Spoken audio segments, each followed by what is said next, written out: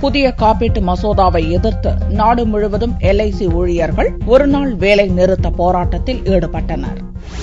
மத்திய அரசு புதிய காப்பீட்டு மசோதாவை கொண்டு வந்துள்ளது. இதற்கு எதிர்ப்பு தெரிவித்து மத்திய காப்பீட்டுத்துறை ஊழியர்கள் திங்களன்று ஒருநாள் வேலை நிறுத்த போராட்டம் நடத்தினர். சென்னையில் உள்ள தென்மண்டல LIC தலைமை அலுவலகத்தில் இத்துறையினர் மத்திய அரசுக்கு எதிரான கோஷங்களை எழுப்பினர். கன்னியாகுமரி முதல் காஷ்மீர் வரையிலுள்ள LIC அலுவலகங்கள், அரசு பொது இன்சூரன்ஸ் நிறுவனங்களிலே பணிபுரியக்கூடிய 1.5 லட்சம் ஊழியர்கள் இன்று நாடு தழுவிய வேலை நிறுத்தத்திலே ஈடுபட்டிருக்கிறார்கள்.